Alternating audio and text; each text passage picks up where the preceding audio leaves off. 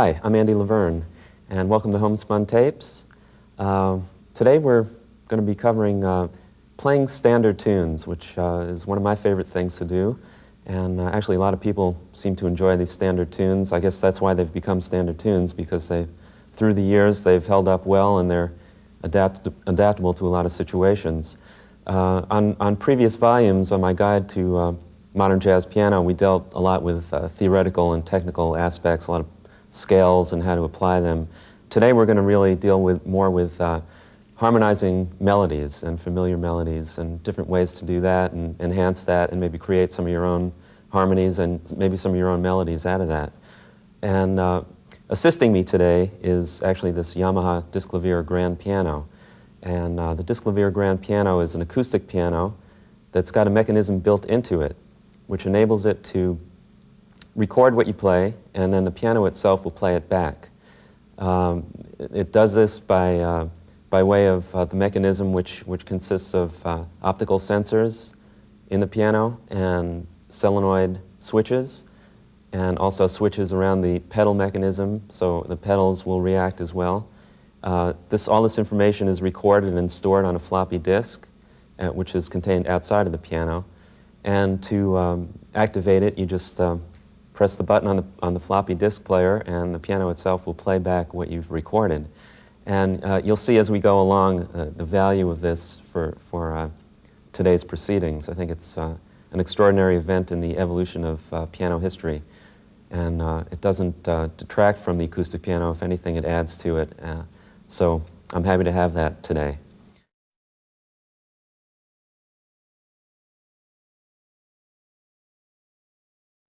Why don't we start with a tune that has been around for quite a while. It's a standard tune called Just Friends. Okay, let's take a look at Just Friends. What we're going to do is look at something that you probably would see in a fake book, which is just it's called a lead sheet, basically. It just contains the melody itself and some basic guide chord changes. And this is what we want to elaborate eventually.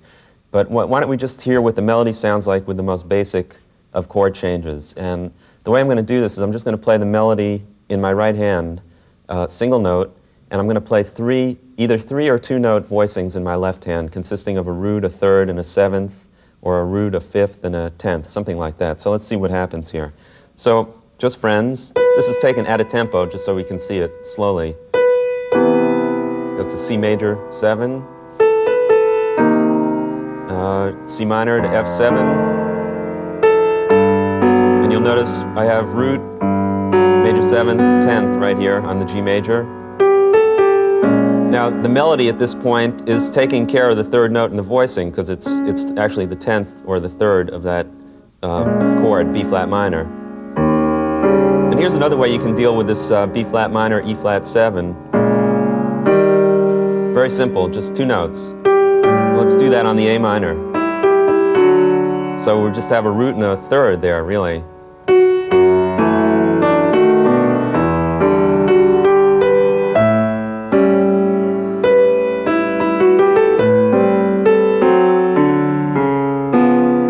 This is a D flat 7 here.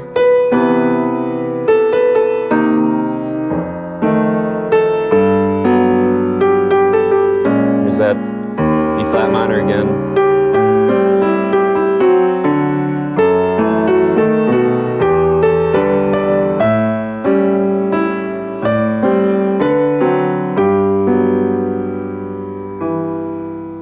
Okay, that's the tune in its most basic form. Let's take a look at how we can make this tune a little bit more elaborate, maybe a little fuller arrangement. And there's several ways we can do this. One is by putting more notes in the voicings. And if you refer back to the earlier volumes of Modern Jazz, A Guide to Modern Jazz Piano, you'll see guides to voicings and ways of adding notes. So I'm just going to add some of these notes and tell you what they are as I'm going along. But for a more of a foundation, you might want to refer back to that guide as well. So let's try Just Friends again and add some more notes and therefore colors, and we'll talk about it as we go along.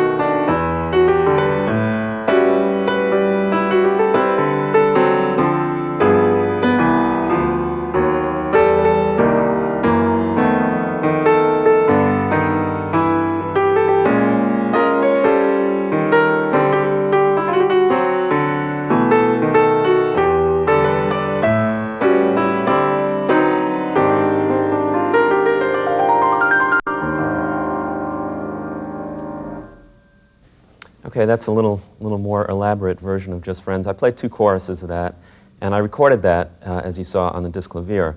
So the purpose of recording it was so that now I could play it back for you and slow it down. You'll be able to see the keys move without me encumbering the picture at all. The keys and actually the pedals, if you're interested.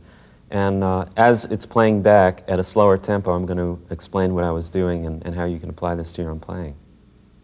All right, I'm off to the side here to give you an unencumbered view of the disc clavier, the notes as they're going down and the pedals. So it's going to go at 50% of normal speed, and I'm going to stop occasionally just to clarify some points. Starting on a G7 augmented, going to the C major, with the sharp 5 going to a 6 in the left hand. Some extra notes here.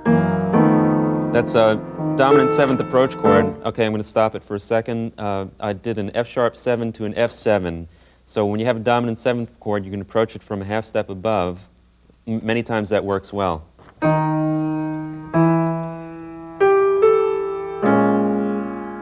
And here's a little embellishment of the 4 going to the 3 on a dominant 7th. There's an 11th in that minor chord. And this is sus4 going to 3 on the B. Here's an A7 with a 13th in the voicing. Look at the voicings. sus4 going to 3, D minor G7. Okay, that was a passing chords of C major, D minor, D sharp diminished, and C over E. It's something you can use over major 7th chords quite a bit when you have a major 7th chord for two bars. There's that dominant 7th approach chord again. Now I just went sharp 5 to 6. Surrounding that 3rd,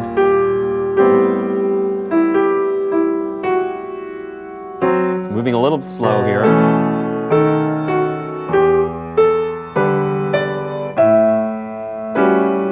And one more time. G7 going to C, those passing chords that I mentioned earlier. Dominant 7th approach chord, so we're applying more than one thing now. That inner voice movement in the left hand.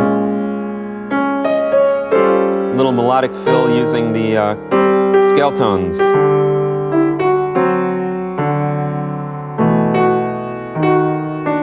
Pedaling in the left hand on that B. Is that A13. sus4 to 3, that's a nice movement for dominant 7th chords. Passing chords one more time. You don't want to use a device too much within one arrangement because it becomes too predictable. Just mix it up, use it in different places. So that time I didn't do that little embellishment. But I did a sus4 3 higher. Now we're coming up to the end, and it's going to be a deceptive cadence. I'm going to end on a different chord. Instead of a G, it's an A flat major 7 sharp 4. It leaves it suspended a little bit, so that's something else that you can do that's a nice sound. Just Friends. Okay, now you saw some possibilities of making these arrangements a little fuller sounding, a little bit more elaborate perhaps, and just getting a richer sound quality out of the piano by adding some notes and using some approach chords, etc., like we just did on Just Friends. And there's another step we can take a little bit beyond that, which is called reharmonization, which is taking the original melody and actually putting your own chords to it. Instead of just adding 1 or 2 substitute chords, we can actually change a lot of the chords in the tune, and depending on what kind of color and texture and feel you want to have to the tune, this can be a lot of fun to do. And actually, I find it so much fun that I did a project on Triloco label. It's called Double Standard, and it uses actually all the tunes that we're doing today. I did a reharmonization of each one of the tunes, and why don't I show you what I did on Just Friends, and I can talk a bit about what I was thinking about, and maybe some ways you can apply this to some other tunes as well. So let's take a look at the reharmonized version. Okay, on the original version, we have C major, but I started my reharmonized version by changing the first chord right away. And actually what I did was I just moved the root up a half step. And you'll see that there's a lot of common tones between that C major and C sharp minor with a flat 5. So that started me right off the bat with a different color and still a lot of the same components. And certainly the melody fits that very well.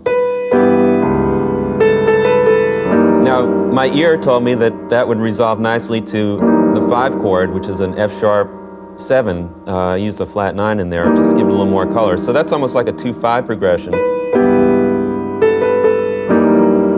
And you'll see that in the original, that the chord in the original is, and here I have, well, you'll see the relationship between those two chords is a tritone, and that's called a tritone substitution, even though it's I'm changing the chord quality as well, which is something else I do quite a bit.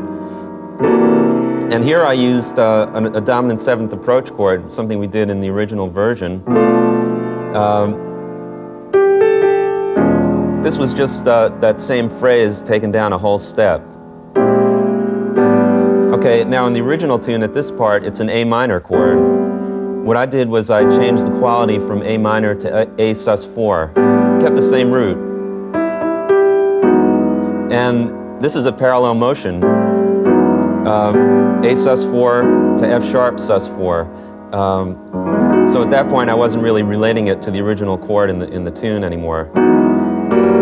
And here I kept a pedal point in my left hand, F sharp. I resolved that to an F sharp 7 with a flat 9. And I thought at that point, in the original chord, the original tune, it's an E minor chord. Here I felt that it resolved nicely F sharp 7 to B minor, and you'll see that that melody note now becomes the 11th of a minor chord, which is a very pretty color. So that's something to think about too, the relationship of the melody note to the bass note. Now here, I used a sound that's called a major 7 sharp 5, which is kind of a nice sound. And the original chord is an A7, so actually I've substituted a chord that's a minor third above and changed the quality a little bit. Now what I'm doing is I'm not thinking of the original chord so much, but I'm thinking of a bass movement. And as long as it fits with the melody note, that's the important thing, how it sounds to you. So I'm going up in half steps here. And believe it or not, right now we're at a point where we coincide between the reharmonized version and the original version. In the original version we have an A minor. In this version it's really an A minor over D, or a D sus4. And this is kind of similar to the original version too. Remember we started on a G7, so that's really the same. Now here we are back to the C sharp half diminished. So we've gone through all this already. Here's that parallel motion again, pedal point. And here I'm using that idea from before of a bass line going up.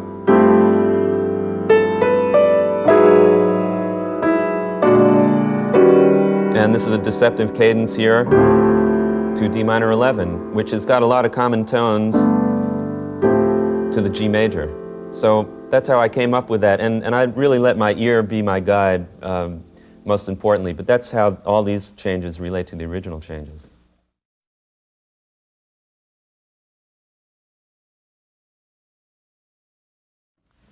Okay, that's kind of fun, that reharmonization. And I also have a lot of fun doing something else with tunes like this, which is taking the original harmonies and creating my own melody on top. And that's, there's actually a term for that. It's called contrafact, and it's something that was actually started, well, it's been done through the ages actually with music, where a composer will take somebody else's material and use the harmonic structure and write a new melody on top. It was done a lot in the bebop era of jazz, where players would take standard tunes or Tin Pan Alley tunes and create their own melodies on top. Charlie Parker did that a lot, Dizzy Gillespie, Bud Powell, all those people. And I'm trying to continue that tradition a little bit. So I've taken Just Friends and I've created a new melody on top, and When you create a new melody, by the way, you've actually written a new tune, even though half of it was pre-written for you, and that's kind of fun. And this tune I call Spin Doctor, so I'll just play it for you. You can check that out.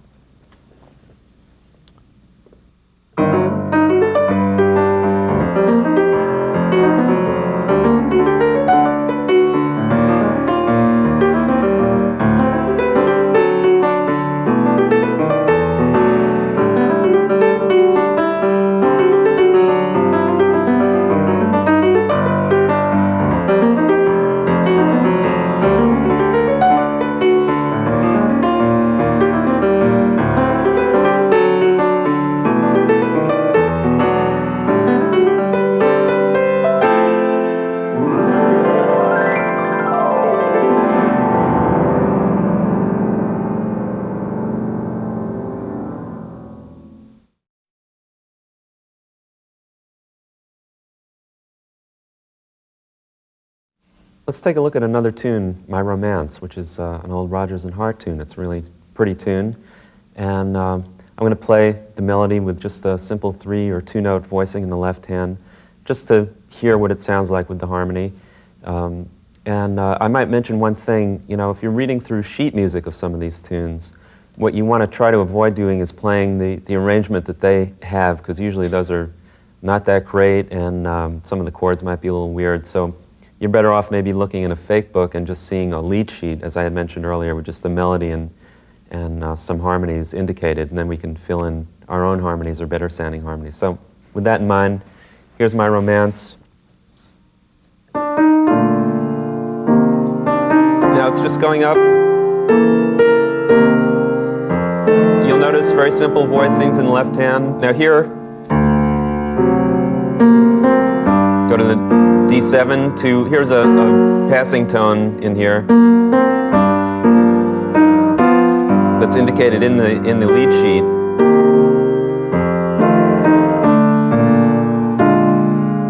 I can't reach this, so I'm going to arpeggiate that a little bit.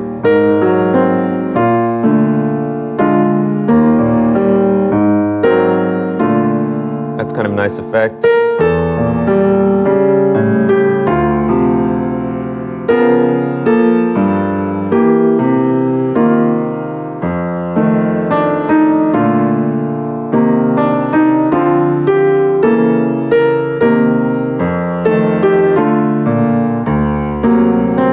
A little low.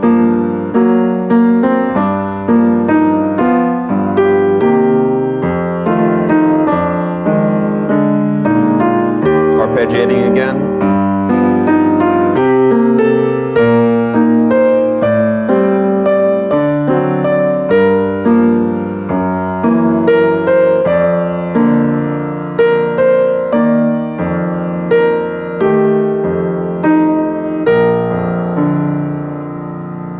Okay, that's a very simple version of My Romance. Now let's take a look at something a little bit more elaborate.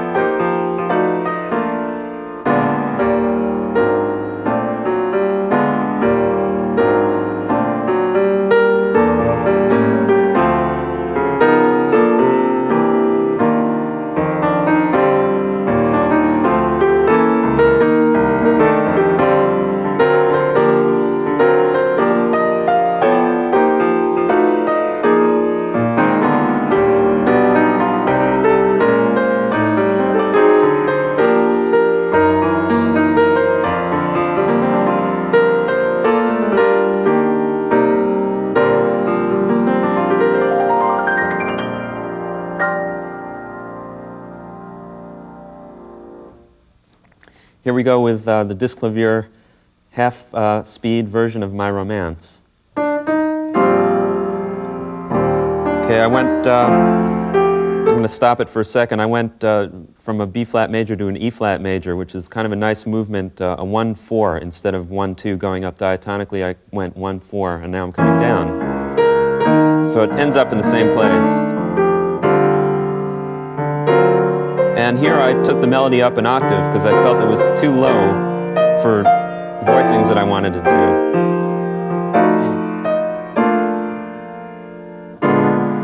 Now it's back down where it's written. Little passing tones in there. Sharp 5 to 6, use that quite a bit. You'll notice the extra notes in these voicings. A lot of 9ths, 11ths, 13ths, flat 9s. Review this many times so you can get some of the voicings down.